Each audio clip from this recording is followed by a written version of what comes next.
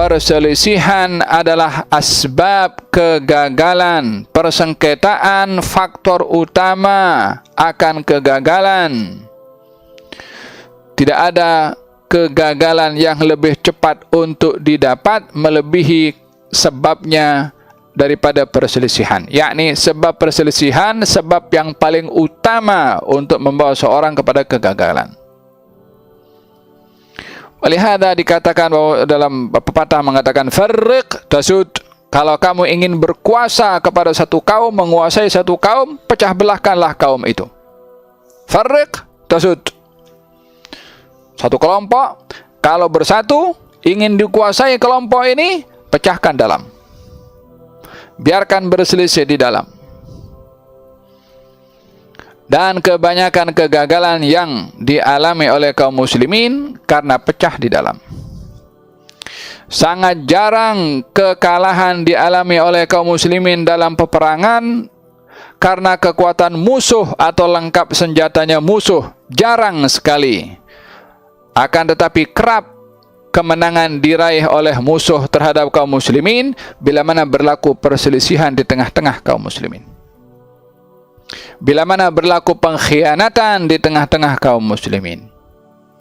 Oleh sebab itu, musuh bila mana ingin menjadikan kaum muslimin ini kalah, senjata utamanya rashwah, kasih duit kepada fulan, supaya fitnah kepada fulan, supaya khianah kepada fulan. Faham tom? Wa tadhhab rihukum, dan pertolongan Allah akan diambil. Bila pertolongan Allah akan diambil? Kalau kamu berselisih.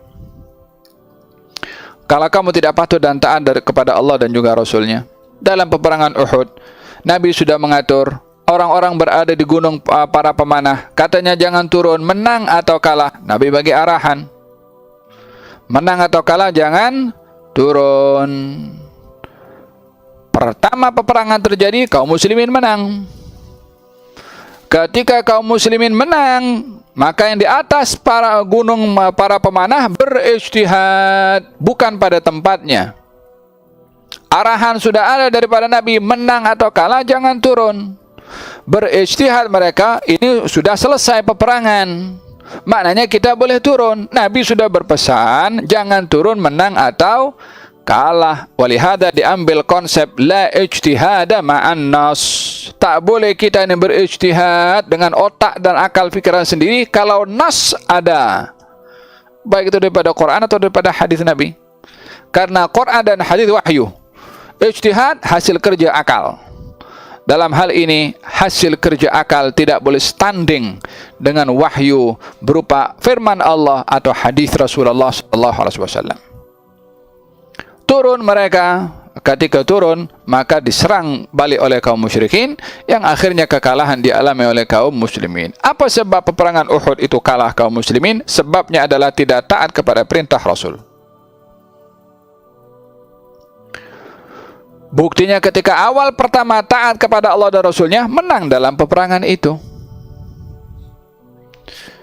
Faham dong? Kalau dalam peperangan Uhud, walaupun berlakunya pelanggaran, kaum muslimin menang juga, maka akan diambil kesimpulan, walaupun melanggar perintah Rasul pun boleh menang. Jadi tidak ada kewajiban untuk taat kepada perintah Rasul. Tak taat pun juga menang.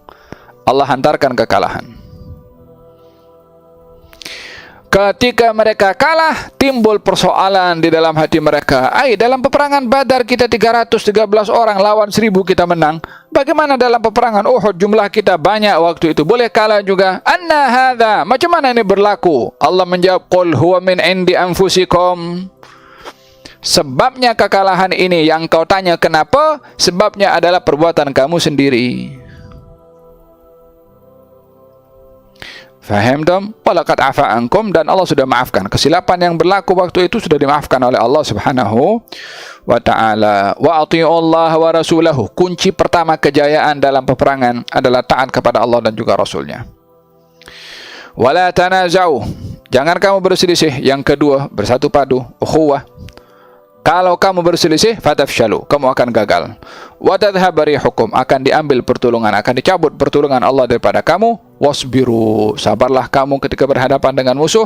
Innallaha ma'as sabirin.